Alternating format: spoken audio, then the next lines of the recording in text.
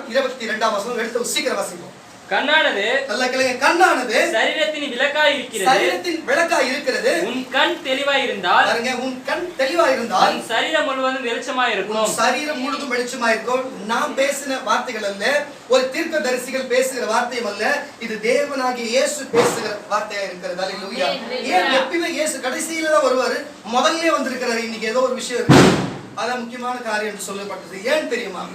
இயேசுவே முதல் ஆரம்ப வசனத்தை அவரே பேசுறாரு, உன் கண்ணானது உன் சரீரத்துக்கு வெளிச்சமாய் இருக்கிறதுன்னு சொல்லி. அப்போ கண்ணு பார்வை சரியா தெரியலன்னா நம்ம சரீரம் இருள் அடையுமா? இருள் அடைஞ்சுதான் போகும். இருள், நான் ஏற்கனவே சொன்னேன், போன வாரம் நம்ம வந்து இருளை குறித்து நம்ம கொஞ்சம் பேசணும். அப்போ நம்மளுடைய கண் வெளிச்சமா பயங்கர நம் கண்ணானது வெளிச்சமா இருக்கிறது. அது இல்லைன்னு சொன்னா நம்ம சரீரம் முழுவதிலும் இருளடைந்து போய்விடுமா? அல்லேலூயா. அந்த வசனம் தெளிவா கொஞ்சம் வாசிங்க. சரீரத்தின் விளக்காய் இருக்கிறது. உன் கண் தெளிவாய் இருந்தால் உன் சரீரம் முழுவதும் வெளிச்சமாய் இருக்கும். உன் சரீரம் முழுவதும் வெளிச்சமாய் இருக்குமா? சகோதர சகோதரியே, அவர் சொல்லுகிறது, உலகத்தில் உள்ள நான் உன்ன பாக்குறேன், நீ என்ன பாக்குற பத்தியா, அந்த கண்ணை குறித்து அவர் பேசவில்லை. அவர் பேசுகிற கண்ணை குறித்து, அவர் சொல்லுகிற கண்ணை குறித்து என்ன கண் என்று தெரியுமா? அவர் சொல்லுகிற காரியம் அல்ல, என்ன கவனிக்கிறார், சொல்லுகிற காரியம் ஆவிக்குரிய கண் திறக்கப்பட்டதை குறித்து அவர் பேசுகிறார். ஒரு மனுஷன் மாம்சமா இருக்கிறார், ஆனாலும் அவன் ஆவிக்குரிய காரியத்தை அறிந்து கொள்ளவும், ஆவிக்குரிய காரியத்தை வெளிப்பட்டு தெரிந்து கொள்ளவும், பரத்தை குறித்து புரிந்து கொள்ளவும், பரம் ஆவிக்குரிய காரியமாய் இருக்கிறது, உலகம் மாம்சத்துக்குரிய காரியமாய் இருக்கிறது. இதை கேட்டுக்கொண்டிருக்கிற சகோதர சகோதரியே, உன்னுடைய கண்கள் திறக்கப்பட வேண்டும். வந்திருக்கிற சகோதரிகள் யார் யார் கண்கள் திறக்கப்பட்டு இருக்கிறதோ, யார் யார் கண் திறக்கப்படாது இருக்கிறதோ எனக்கு தெரியாது. ஆனா வந்த காரியம் கர்த்தர் உன்னை மெய்யாகவே, கர்த்தர் உன் கண்கள் திறக்கப்படுவதற்காகவும், உன் கண்ணில் இருக்கிற செதுகள் விழும்படிக்காகவே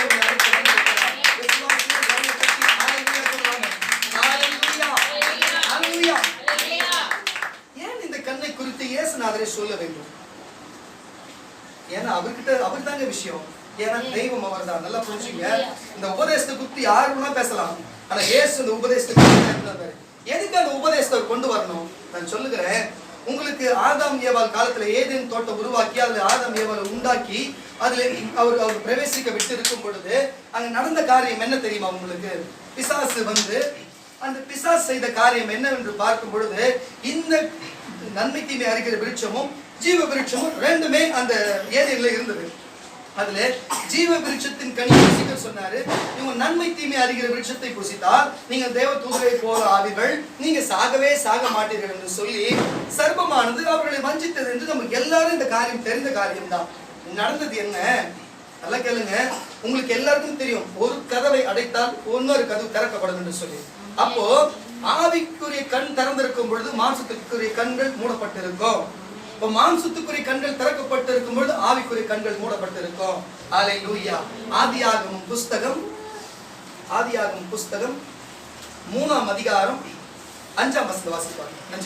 ஆதியாகமம் புஸ்தகம், நீங்கள் இதை புசிக்கும் நாளிலே, நல்லா கேளுங்க, நீங்கள் இதை புசிக்கும் நாளிலே உங்கள் கண்கள் திறக்கப்படும் என்று நீங்கள் நன்மை தீமை அறிந்து, பாருங்க, நன்மை தீமை அறிந்து தேவர்களைப் போல இருப்பீர்கள் என்று தேவன் அறிவார் என்றதும் அப்பொழுது ஸ்ரீயானவள் அந்த விருட்சம் புசிப்புக்கு நல்லதும் பார்வைக்கு இன்பமும் புத்தியை தெளிவிக்கிறதும்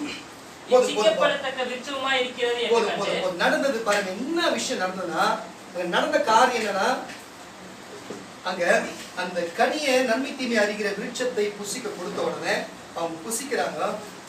புசித்த சாப்பிட்ட உடனே அவர்கள் கண்கள் திறக்கப்பட்டதான். வேதவசனம் சொல்ல, அவர் கண்கள் திறக்கப்பட்டது. திறக்கப்பட்ட உடனே அவர்கள் நிர்வாணிகள் என்று அவர்கள் அறிந்து கொண்டார்கள். நல்லா என்ன கவனிங்க, எனக்குள்ளவே இருங்க. அவர்கள் அறிந்து கொண்டார்களாம். அறிந்து கொண்டு என்ன செய்தார்கள்? அவர்கள் அறிந்து கொண்டு அவர்கள் என்னடா இது நிர்வாணமாக இருக்கிறோம் என்று சொல்லி அத்தி இலையை அவர்கள் தைத்து அதிலே அவர்கள் ஆடைகளா அணிந்து ஒளிந்து கொண்டார்களா? ஏன் சகோதர சகோதரி இப்படிப்பட்ட காரியம் நடக்க வேண்டும்? மறுபடியும் சொல்லுகிறேன். அவர் மறுபடியும் சொல்லுகிறேன், ஆவிக்குரிய கண்கள் அடைக்கப்பட்டாயிற்று என்று சொன்னா மாம்சத்துக்குரிய கண்கள் திறக்கப்படும். மாம்சத்துக்குரிய கண்கள் திறக்கப்பட்டதுன்னா ஆவிக்குரிய கண் திறக்கப்படல. திறக்கப்படுமா திறக்கப்படாதா? ஹalleluya ஹalleluya. ஆதியாகமம் புஸ்தகம் 6ஆம் அதிகாரம் 8ஆம் வசனம். ஆதியாகமம் புஸ்தகம் 6ஆம் அதிகாரம் 8ஆம் வசனம். நோவாவுக்கோ நல்லா கேளுங்க. நோவாவுக்கோ கர்த்தருடைய கண்களில் கிருபை கிடைத்தது. நோவாவுக்கோ கர்த்தருடைய கண்களில் கிருபை கிடைத்தது. ஆதியாகமம் புஸ்தகம் 6ஆம் அதிகாரம் வரமா? 6 வாசி. நோவாவுக்கோ கர்த்தருடைய கண்களில் கிருபை கிடைத்தது. கிருபை கிடைத்தது. போதும் போதும் போதும் போதும். வர விஷயம் நல்லா கவனிங்க. அவருடைய நல்லா அது கொஞ்சம் நல்லா அந்த வசந்த மட்டும் அப்படி நோட் பண்ணினே வந்து உங்களுக்கு புரியுது. ஒரு ரகசியமா கர்த்தர் பேச விரும்புகிறார். அதுதான் விஷயமே. கொஞ்சம் முக்கியமான காரியம் இது. நான் சொல்ல வருகிறது என்னவென்று சொன்னா, நல்லா கேளுங்க. அவருடைய கண்கள் திறக்கப்பட்டதா? அப்போ அதுக்கு முன்னாடி ஆதாமுக்கு ஏவாளுக்கு கண்ணு திறக்கப்படலையா? அவங்களுக்கு அப்ப கண்ணு தெரியலையா? தெரிஞ்சுதா? இல்ல, கண்ணு தெரிஞ்சுது. ஆனா கண்ணு தெரியப்பட்டதுனால ஏன் கண்ணை திறக்கப்பட்டதுன்னு சொல்றாரு. அதே ஆதியாகமம் புஸ்தகம் 3ஆம் அதிகாரம் 5, 6 வாசிப்பா. சீக்கிரம் டக்கு டக்குன்னு. 3ஆம் நீங்கள் இதை புசிக்கும் நாளிலே 6 வாசி. அப்பொழுது ஸ்திரீயானவள் அந்த விருட்சம் புசிப்புக்கு நல்லதும் பார்வைக்கு இன்பமும் புத்தியை தெரிவிக்கிறதற்கு இச்சிக்கப்படத்தக்க விருட்சமாய் இருக்கிறது என்று கண்டு அதன் கனியை பறித்து புசித்து தன் புருஷனுக்கும் கொடுத்தாள். அப்படியே 18வது வசனத்தை வாசி பாருங்க. அது உனக்கு முள்ளும் அதிலே 18 வாசிக்கிறேன். அது உனக்கு முள்ளும் குறுக்கும் முனைப்பிக்கும். சரி, போதும். நடந்த காரியம் என்னன்னா, அங்க அவர் ஆதாம் ஏவாளுடைய கண்கள் திறக்கப்பட்டு அவர்கள் தேவனுடைய பார்வைக்கு அவர்கள் தவறு செய்தோம் என்று அவர்கள் உணர்ந்தபடியினாலே அவர்கள் மறைந்து ஒளிந்து போய் இருக்கிறார்கள். தேவன் வந்து கேட்கிறார், ஆதாம் எங்க இருக்கிறாய், ஏவாள் எங்க இருக்கிறாய் என்று கேட்கிறார். நாங்கள் நிர்வாணியை இருக்கிறோம் என்று சொல்லி. உனக்கு இது யார் இதை உனக்கு சொல்லினது என்று அவர் கேட்கிறார். இதெல்லாம் நமக்கு தெரியும். நமக்கு தெரிய வருகிற காரியம் என்னன்னா, நல்லா புரிஞ்சுக்குங்க. இந்த கான்செப்டே அதுதான். அங்க முதல் இடத்துல முதல் மனிதன் உண்டான மனிதன் அவன் தேவனுடைய வார்த்தைக்கு கீழ்ப்படியாமல் பிசாசுடைய வார்த்தைக்கு கீழ்பட்டு போனதுனால, பிசாசுடைய வார்த்தை கேட்டதுனால கண் திறக்கப்படுது. அவனுக்கு என்ன கண்ணு? ஆவிக்குரிய கண் அவனுக்கு மறைக்கப்பட்டு, தேவனை பார்க்கிற கண் மறைக்கப்பட்டு, தேவனை உணர்ந்து கொள்ளுகிற கண் மறைக்கப்பட்டு, அவனுக்கு உலகத்தை குறித்தும் தான் யார் என்று குறித்தும் மாம்சத்துக்குரிய கண் திறக்கப்படுது. கரண்ட் தட்டியால சொல்லுவோம். நடக்கக்கூடாது. மறுபடியும் ஆதாமுக்கு முதல் உண்டாக்கும் பொழுது எந்த ஆவிக்குரிய கண் இருந்ததோ அதே கண்ணை வர வைக்க வேண்டும், அதே ஆவிக்குரிய சிந்தனைக்கு கொண்டு போக வேண்டும் என்றுதான் தேவன் மறுபடியும் இயேசுவாய் பூமியில பிறந்தார். அல்லேலூயா. இயேசு என்ற பூமியில பிறந்து அவர் அதைத்தான் சொன்னார். அல்லேலூயா. இதோ உன் சரீரம், உன் கண்கள் உனக்கு விளக்காய் இருக்கிறது, அது விளக்காய் இருக்க வெளிச்சமாய் இருக்கிறது சொல்லி அதை குறித்து அவர் பேசுகிறார். ஏன் இதை சொல்லுகிறார்? நல்லா புரிஞ்சு கொள்ளுங்கள். அவர் ஆவிக்குரிய காரியத்தை கொண்டு வருகிறார். அந்த இடத்துல அவர் ஆவிக்குரிய அர்த்தத்தை அந்த இடத்துல கொண்டு வந்து நிறுத்துகிறார். அல்லேலூயா. அவர் ஆவிக்குரிய காரியத்தை குறித்து வெளிப்பட்டு பேச அந்த இடத்துல கொண்டு வருகிறார். சகோதர சகோதரியே, அல்லேலூயா அல்லேலூயா. அதே ஆதியாகமம் புஸ்தகம் 6ஆம் அதிகாரம் 18ஆம் வசனத்தை வாசிப்போம். ஆனாலும் உன்னுடனே என் உடன்படிக்கையை ஏற்படுத்துவேன். உன்னுடனே என்னுடைய உடன்படிக்கையை ஏற்படுத்துவேன். நீயும் உன்னுடனே கூட உன் குமாரரும் உன் மனைவியும் குமாரரின் மனைவிகளும் உன் குமாரருடைய மனைவிகளும் வேலைக்குள் பிரவேசியுங்கள். நல்லா கேளுங்க. அதே போல ஒரு ஜெனரேஷன் ஆதாம் ஏவாள் காலத்தில் இருக்கிற சந்ததிகள் எல்லாமே ஒரே ஒரு ஆதாமால அந்த ஜனங்கள் எல்லாரும் பாவம் செய்து எல்லாரும் ஏகமாக கெட்டு போனார்கள். எல்லாம் உங்களுக்கு தெரியும். ஏன் இப்படிப்பட்ட காரியம் நடந்து தேவன் பார்த்தார். இதுக்கு மேல இந்த ஜனங்களை வைத்திருந்தால் ஒன்றும் முடியாது என்று சொல்லி இவர்கள் கண்கள் எல்லாமே மாம்சத்துக்குரிய கண்கள் திறக்கப்பட்டு போயிடுச்சு, இது ஒன்றும் பண்ண முடியாது என்று அவர் அறிந்தபடினாலே எத்தனையோ விதமாய் ஜனங்களுக்கு வெளிப்படுகிறார். அப்பொழுதுதான் நோவாவுக்கு தேவனுடைய கண்களில் நல்லா கவனிக்கிறது. நோவாவுக்கு தேவனுடைய கண்கள், நோவாவுக்கு நல்லா கவனிக்க, தேவன் வந்து அவர் நோவா மேல இறக்கப்பட்டு அவர் கண்களில் கிருபை கிடைக்கிறதா. கிருபை கிடைத்தது என்ன நடந்தது என்ன தெரியுமா? நீ ஒரு பேழையை உண்டு பண்ணு, உன் ஜனங்கள் இதுல மறுபடியும் உன் சந்ததி உருவாக்க வேண்டும். சேம் காம் யாபேத் அவருடைய பிள்ளைகள் மாத்திரமே, அவருடைய மனைவி அவருடைய பிள்ளைகள் மாத்திரமே ஆடு மாடு மந்தைகளோடு போனார்களாம். நல்லா ஒண்ணு புரிஞ்சுங்க, கேட்டுக்கொண்டிருக்கிற சகோதரி சகோதரி, அதுக்கு தான் சொல்றேன். உலகத்துல எத்தனை மனிதர்கள் இருக்கட்டுமே, எத்தனை விதமான இனத்தார்கள் இருக்கட்டுமே, சபையில கூட எவ்வளவு பேர் வரட்டுமே, நல்லா கேளுங்க, நோவா காலகட்டத்துல எவ்வளவு லட்சக்கணக்கான மக்கள் வாழ்ந்தாங்க, இருந்தாங்க, ராட்சசர்களும் இருந்தாங்க, மனிதர்களும் இருந்தாங்க. அந்த நாட்களிலே நடந்தது என்ன? யார் அவர் தெரிந்து கொண்டார்? யார் புரிஞ்சார்? அவர் யாருக்கு மேல அவருடைய கிருபை இருந்தது? நோவாவின் மேல் கிருபை. அதனால தான் சொல்லுகிறேன், இன்றைக்கு எவ்வளவு பேருக்கு முன்பெல்லாம் வரலாம், இன்றைக்கு யார் இந்த கூட்டத்துக்கு வந்திருக்காங்க, நோவாவுக்கு கண்களில் தேவனுடைய கண்ணில் கிருபை கிடைத்தது போல இன்றைக்கு இயேசு கண்களிலே உங்களுக்கு கிருபை கிடைக்கப்படும். விசுவாசித்தால் கரங்களை தட்டி அவர் நாமத்தை மகிமைப்படுத்து. ஹல்லேலூயா, ஹல்லேலூயா, ஹல்லேலூயா. நன்றி ஆண்டவரே, நன்றி அப்பா, நன்றி ஆண்டவரே. ஈஸ்வரன் அதே ஆதியாகமம் புஸ்தகம், ஆதியாகமம் புஸ்தகம் 18ஆம் அதிகாரம். ஆதியாகமம் 18ஆம் வசனம். ஆண்டவரே, ஆண்டவரே, உம்முடைய கண்களில் எனக்கு கிருபை கிடைத்ததினால் நீர் உமது அடியனை விட்டு கடந்து போக வேண்டாம். ஹல்லேலூயா. ஏன் இந்த வார்த்தை சொல்லி ஒரு பேசுகிறார்? என்ன காரியத்தை குறித்து ஒரு பேச வேண்டும்? இந்த இடத்துக்கு இந்த வார்த்தை ஏன் வந்தது? சகோதரியே, அன்றைக்கு நோவாவுடைய தேவனுடைய கண்கள் நோவாவுக்கு கிருபை கிடைத்ததுனால இன்றைக்கு நம்ம எல்லாம் இருக்கிறோம். அதுக்கு முன்னாடி சந்ததிகள் எல்லாம் ஒன்றும் இல்லாத போய்விட்டது.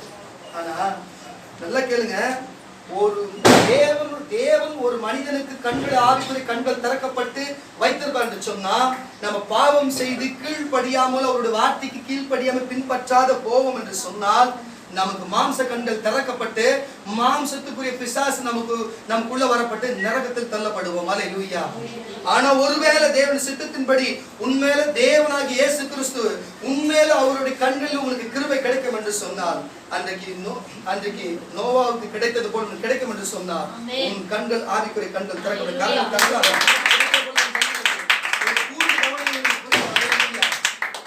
நடந்த காரியம் என்ன? ஒரு நாள் வந்தது. ஆபிரகாமை குறித்து உங்களுக்கு எல்லாருக்கும் தெரியும். ஆபிரகாமின் நாட்களிலே ஆபிரகாமிற்கு தேவனுடைய கண்களில் கிருபை கிடைத்ததுனால நடந்த காரியம் என்ன தெரியுமா? அவர் தேவனுடைய கிருபை கிடைத்ததுனால, அவர் தேவனுடைய வார்த்தையை கேட்டு அதன்படி நடக்கிற ஒரு ஊழியக்காரனா இருக்கிறபடியினாலே நடந்த காரியம் என்ன தெரியுமா? தேவன் அவர் வீட்டிலே வந்து அவர்கிட்ட போஷித்து அவர் வீட்டுல சாப்பிடும் வரைக்கும் அவர் நெருங்கி வருகிறாரா? வந்திருக்கிற சகோதர சகோதரியே, நான் சொல்லுகிறேன், நீ மாம்ச கண்ணில இருக்கிறாயோ, நீ ஆவிக்குரிய கண்ணில நீ திறக்கப்பட்டு இருக்கிறாயோ எனக்கு தெரியாது. இன்றைக்கு நீ அழைத்து வந்த நோக்கம் என்னன்னு தெரியுமா? இன்னைக்கு ஒரு ஆவிக்குரிய கண் உனக்கு திறக்கப்பட்டு சொன்னா மற்றவர்களுக்கும் திறக்க நீ ஜெபிக்க வேண்டும் என்று கர்த்தர் அழைத்து வந்திருக்கிறாரு. ஒருவேளை உனக்கு திறக்கப்படாது இருக்கும் என்று சொன்னா இன்றைக்கு உன்னை திறக்க அழைத்து வந்திருக்கிறார்.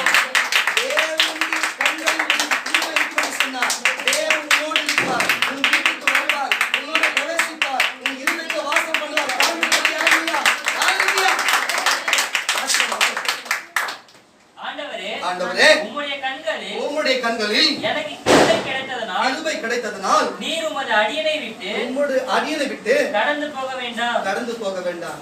அதுக்கு அடுத்த வசனம் வாசிக்கும் போது சொல்லுவாரு, நீங்க என் கூட இருந்து போஜனம் பண்ணி எங்க வீட்டுல இருந்து சாப்பிட்டு போங்கன்னு சொல்லுவாங்க. ஏன் ஒரு மனுஷன், ஒரு சாதாரண ஒரு மனுஷன், ஏன் தெரியுமா தேவனை எப்படி பார்த்தாரு இவரு? ஏன் எப்படி ஒரு தேவன் இவருக்கு கண்ணில் வெளிப்பட்டாரு? நம்மளுடைய 3 தேவர்கள் ஒருவராய் இருக்கிற தேவன் 3 விதமா அவருக்கு தெரிகிறார். 3 புருஷர்கள் வந்தாருன்னு அவர் சொல்லுவாங்க. 3 பேரை அவர் பார்த்து இருக்கிறாரு. சாதாரண மாம்ச கண்ணில் பார்க்க முடியுமா? அவரை பார்க்க முடியாது. அப்போ அந்த இடத்துல ஆபிரகாமுக்கு மாம்சமான கண்ணு திறக்கப்பட்டதா, ஆவிக்குரிய கண் திறக்கப்பட்டதா? சொல்லுங்க. உங்களுதான் ஆவிக்குரிய கண்ணா மாம்சம்? உங்களதான் சொல்றேன். கரங்களை தட்டி யாராவது சொல்லுங்க. ஹல்லேலூயா. 2 நாளாகமம் புஸ்தகம் 16ஆம் அதிகாரம் 9ஆம் வசனம். 2 நாளாகமம் புஸ்தகம் 16ஆம் அதிகாரம் 9ஆம் வசனம். சீக்கிரம் வாசிப்பாங்க, சீக்கிரம். 2 நாளாகமம் தம்மை பற்றி உத்தம இருதயத்தோடு இருக்கிறவர்களே. 2 நாளாகமப்பா 19ஆம் அதிகாரம் 3.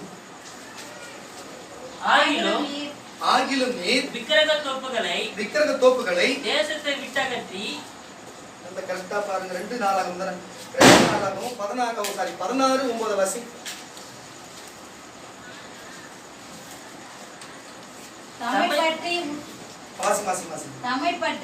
தம்மை பற்றி உத்தம இருதயத்தோடு இருக்கிறவர்களுக்கு தம்முடைய வல்லமை விளங்க பண்ணும்படி கர்த்தருடைய கண்கள் பூமி எங்கும் உலாவிக் கரங்களை கொண்டிருக்கிறது. தட்டலாமாங்க. அவர் உத்தம இருதயத்தோட நம்ம தேடும் பொழுது நான் சொல்லுகிறேன், கர்த்தருடைய கண்கள் பூமி எங்கும் உலாவிக் கொண்டிருக்கிறதா. அவர்களுடைய கண்கள் ஒரு கண்ணாச்சுன்னு கண்டுவிடும். அல்லேலூயா. அவருடைய கண் ஒன்னாச்சுன்னு கண்டுவிடும். கர்த்தருடைய கண்கள் பூமி எங்கும் உலாவிக் கொண்டிருக்கிறதா. அவரை உத்தம இருதயத்தோடு தேடும் பொழுது அல்லேலூயா. வாசிமா அந்த வசனத்தை. தம்மை பற்றி உத்தம இருதயத்தோடு இருக்கிறவர்களுக்கு தம்முடைய வல்லமையை விளங்க பண்ணும்படி கர்த்தருடைய கண்கள் பூமி எங்கும் உலாவிக் கொண்டிருக்கிறதா. அல்லேலூயா. நீதிமொழிகளின் புஸ்தகம் 15ஆம் அதிகாரம். நீதிமொழிகளின் புஸ்தகம் 3ஆம் வசனம் வாசிப்போம். கர்த்தருடைய கண்கள் எவ்விடத்திலும் இருந்து நல்லோரையும் தீயோரையும் நோக்கி பார்க்கிறது.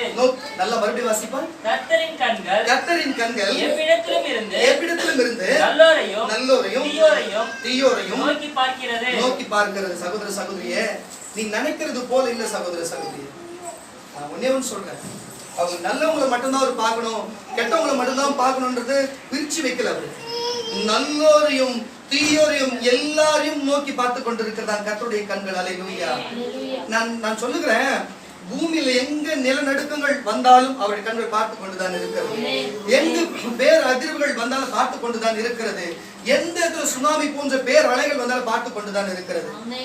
ஒருத்தனை கொலை பண்ணி போனாலும் பார்த்து கொண்டுதான், ஒருத்தனை வழக்காடி சண்டை போனாலும் பார்த்து கொண்டுதான் இருக்கிறது. கர்த்தருடைய கண்கள் பூமி எங்க உலாவிக் கொண்டிருக்கிறது.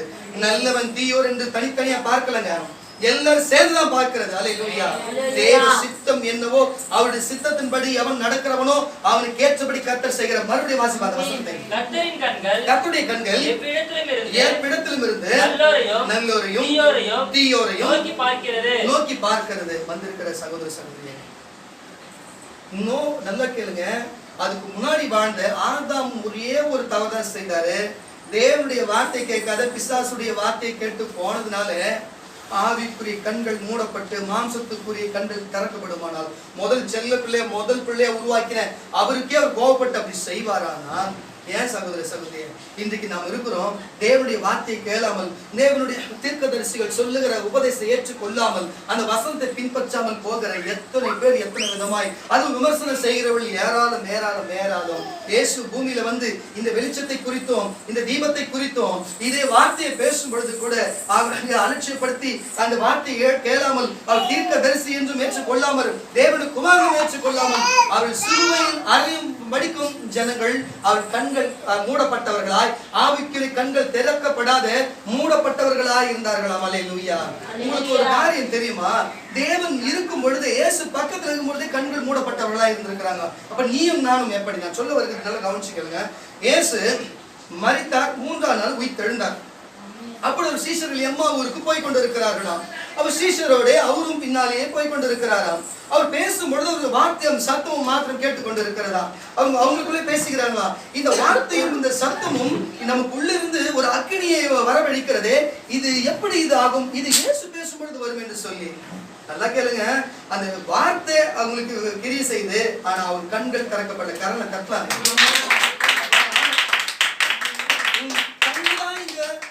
மூடப்பட்டு இருக்கிறது, உன் காது இன்னைக்கு திறக்கப்பட்டுதாங்க.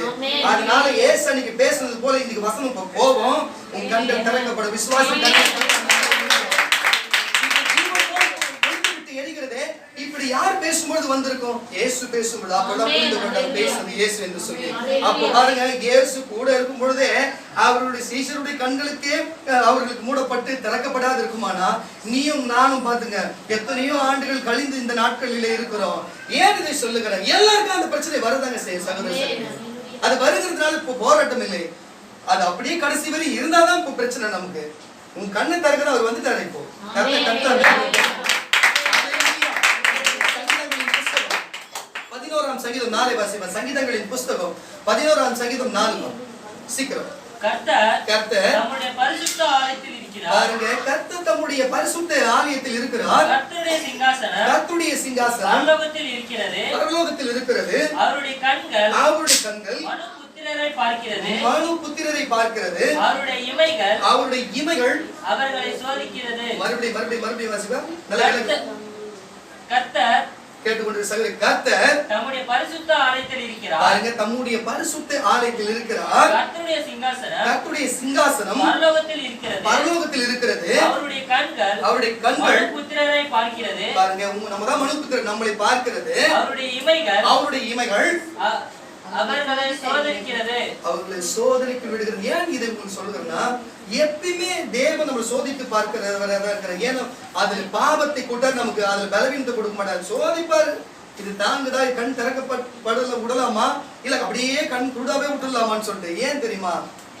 அவர் ஆபிரகாமையும் அவர் அப்படித்தான் சோதித்து பார்த்தது, விசுவாசத்திலே வளர வைத்தார். அல்லேலூயா. யோபுவையும் அவர் அப்படித்தான் செய்தார். தாவீதையும் அவர் அப்படித்தான் செய்தார். பிதா இயேசுவை அப்படித்தான் செய்தாராம். அவர்கள் எல்லாம் செய்து பரலோகத்துக்கு போனா, நம்ம மட்டும் எதுவுமே அனுபவிக்காத பரலோகத்துக்கு போனா எப்படிங்க நியாயம்? நம்ம சொல்றது புரியுதா இல்லையா? அவர்கள் பட்டு நம்ம பாடு பட்டாதான் அப்படி சோதனை உட்படுத்தப்பட்டு நம்மளை தேவன் காக்க வல்லமுள்ள தேவன். அப்பொழுது நம் கண்கள் திறக்கப்படும். கண்களை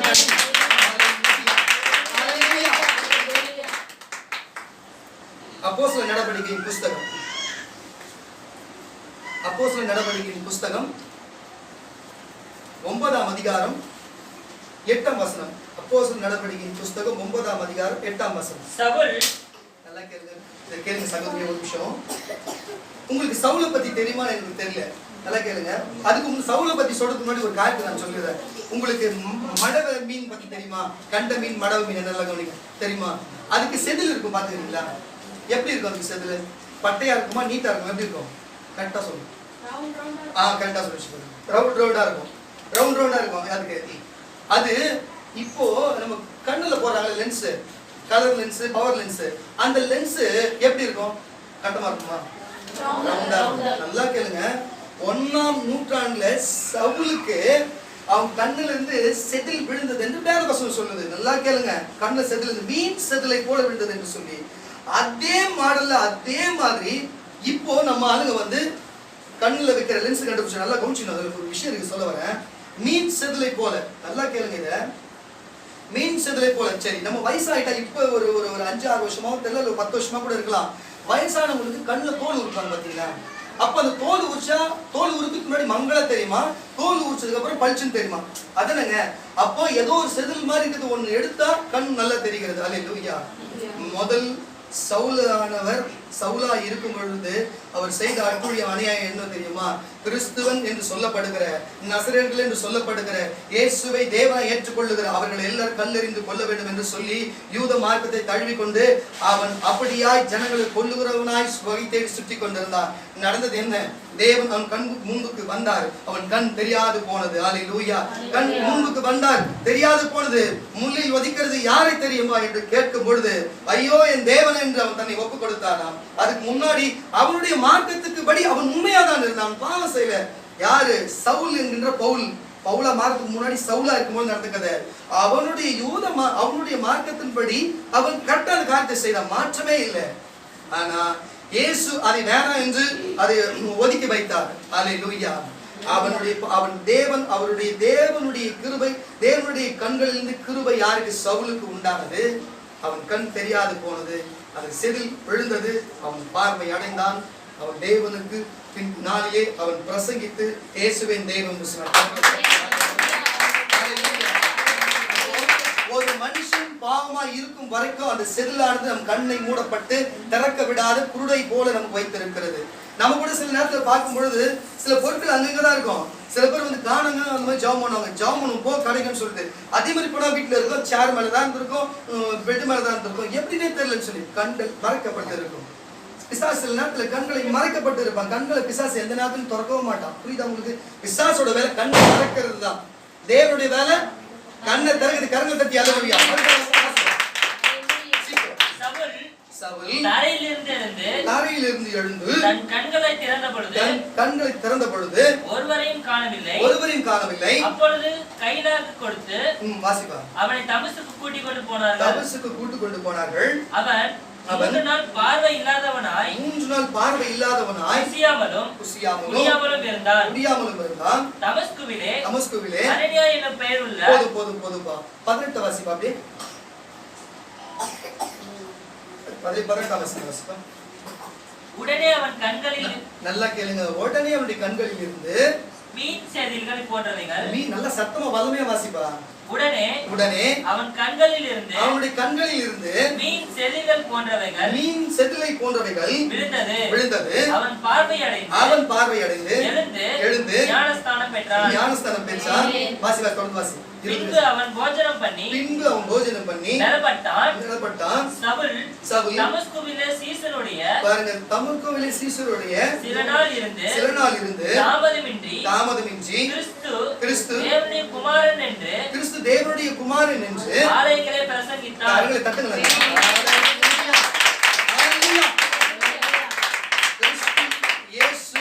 தேவனுடைய குமாரன் என்று அவன் பிரசங்கித்தான். இன்றைக்கும் யாருடைய பாவம் என்னும் செதில்களும் உலக மனிதர்களுடைய மனிதரா வாழ்ந்து கொண்டிருக்கிற கண்கள் திறக்கப்படாத செதில்களும் இன்றைக்கு ஆவிக்குரிய கண்கள் திறக்கப்பட்டு அதுக்கு முன்பு மாம்சத்துக்குரிய காரியத்தை அவன் பேசி அவன் வெளிப்படுத்துகிற காரியமா இருந்தால், என்றைக்கு அவன் ஆவிக்குரிய காரியம் அவன் செதில் அவன் கண்களிலிருந்து செதில் விடப்பட்டதோ அவன் கண்கள் திறக்கப்பட்டது. ஆவிக்குரிய காரியங்கள் ஆவிக்குரிய தேவனை தேவன் குமாரனை வெளிப்படுத்துகிற வாக்கியத்திற்கும் பிரசங்கிக்கிறவனாய் வல்லமையுள்ளவரே அப்போஸ்தலனாய் ஹல்லேலூயா 14 நிருபங்கள் எழுதுகிற ஒரு வல்லமையுள்ள ஆட்களாய் வெளிப்பட்டான்.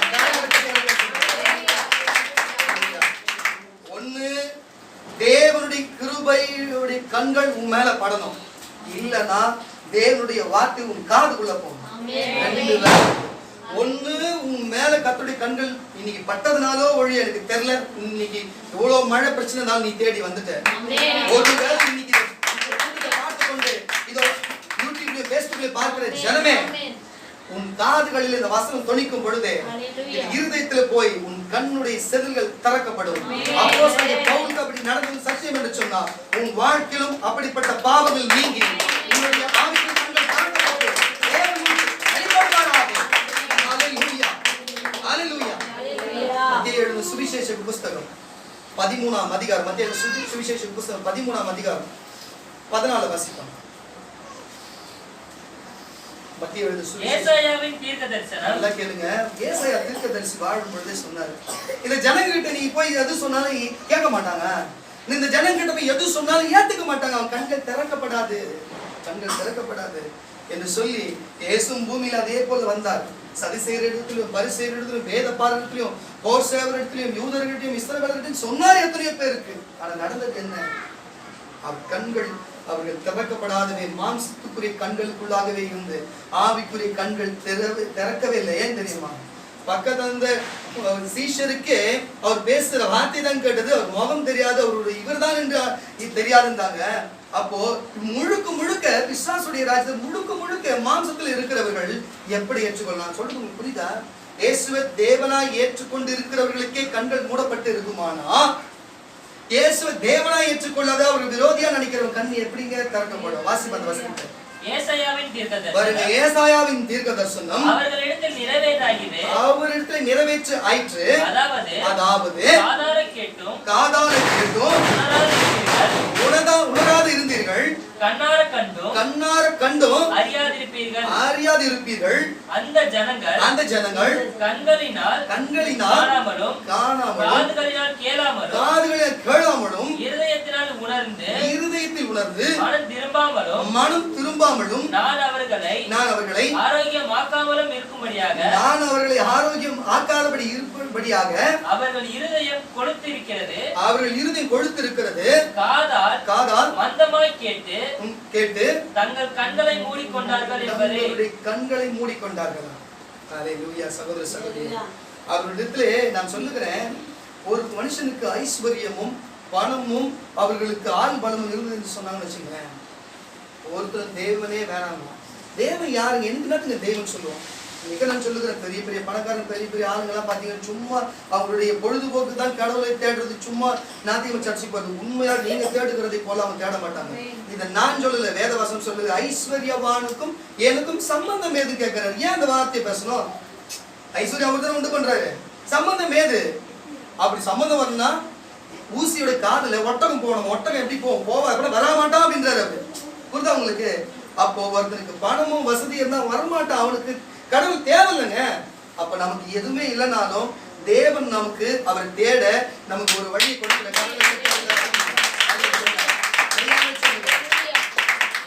கர்த்தர் இந்த வார்த்தையை எனக்கு கொடுத்து உன் ஜனங்களுக்கு போய் கொடு, இது நம்மை அனுப்புகிறேன் என்று சொல்லி அனுப்புகிறேன். இந்த கண்கள் என்ற தலைப்புல கர்த்தர் பேச வைத்திருக்கிறேன். விசுவாசிப்பா என்று சொன்னா உன் கண்கள் திறக்கப்படும். பார்த்து கொண்டிருக்கிற நீ விசுவாசிப்பா என்று சொன்னா உன் கண்கள் திறக்கப்படும். சங்கீதங்களின் புஸ்தகம் 34, சங்கீதங்களின் புஸ்தகம் 34 வாசிப்பா. 34 15 வாசி. கர்த்தருடைய கண்கள் நீதிமான்கள் மேல் நோக்கமாய் இருக்கிறது. கர்த்தருடைய கண்கள் நீதிமான்கள் மேல் நோக்கமாய் இருக்கிறது. அவருடைய செவிகள் அவர்கள் கூப்பிடுதலுக்கு திறந்திருக்கிறது. மறுபடியும் வாசி. அதே மறுபடியும். கர்த்தருடைய கண்கள் நீதிமான்கள் மேல் நோக்கமாய் இருக்கிறது. அவருடைய செவிகள் அவர்கள் கூப்பிடுதல்களுக்கு திறந்திருக்கிறது.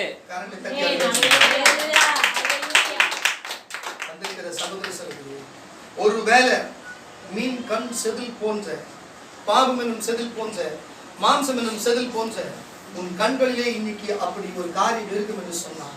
தேவனை ஜெபிக்க முடியாத, தேவனை துதிக்க முடியாத, தேவனை பின்பற்ற முடியாத, இதோ அடுத்த கட்டத்துக்கு நம்மளால போக முடியாத ஒருவேளை நீ அப்படி தவித்துக் கொண்டு இருப்பாய் என்று சொன்னான். உன் ஜெபத்தை கேட்க வருகிற வாசிப்பாத வசனத்தை கர்த்தருடைய கண்கள் நல்லா கேளுங்க. இதுவரையும் வரும் கர்த்தருடைய கண்கள் நீதிமான்கள் மேல் நோக்கமாய் இருக்கிறது.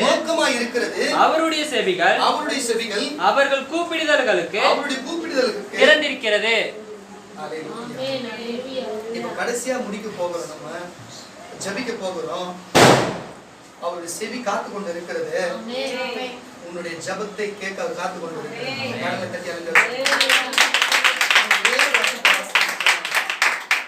அப்போஸ்தலர் நடவடிக்கையின் புஸ்தகம் 26ஆம் அதிகாரம் 18ஆம் வசனம். 26ஆம் அதிகாரம். அவர்கள் என்னை பற்றும் விசுவாசத்தினாலே பாவ மன்னிப்பையும் பரிசுத்தமாக்கப்பட்டவர்களுக்குரிய சுதந்திரத்தையும் பெற்றுக்கொள்ளும்படியாக அவர்கள் இருளை விட்டு ஒளியினிடத்திற்கும் சாத்தானுடைய அதிகாரத்தை விட்டும் தேவனிடத்திற்கு திரும்பும்படிக்கும் நீ அவருடைய கண்களை திறக்கும் பொருட்டு இப்பொழுது உன்னை அவர்களிடத்திற்கு அனுப்புகிறேன் என்றார்.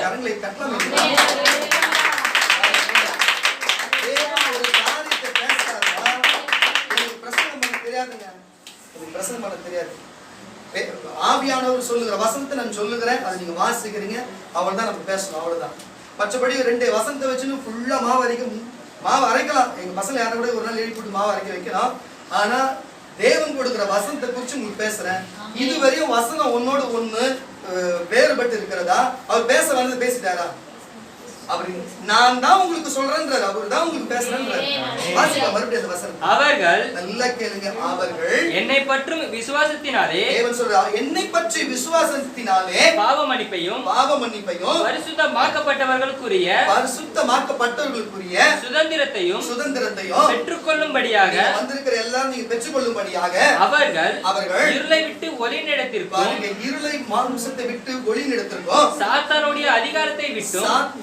எந்த சாத்தான் வந்தா? ஆதியாகமத்துல முதல் புஸ்தகத்துல 3ஆம் அதிகாரத்துல வந்து இதை சாப்பிடு என்று சொல்லி யாருடைய கண்கள்? பிசாசு. மறுபடியும் வாசிப்போம். சாத்தானுடைய அதிகாரத்தை விட்டு, அந்த சாத்தானுடைய அதிகாரத்தை விட்டு தேவனிடத்திற்கு திரும்பும்படிக்கு. உங்களுக்கு எந்த தேவன் அவர் கோபப்பட்டு அந்த ஜனங்களை அழிஞ்சு கொண்டு வெளில வந்து நோவாவுடைய சந்ததியில உருவாக்குனாரோ அதே தேவன் மறுபடியும் சொல்றாரு தேவனிடத்துக்கு திரும்பும்படிக்கு நீ அவர்களுடைய கண்களை திறக்கும் அல்லேலூயா, பொருட்டு கடவுள் தத்தாம்.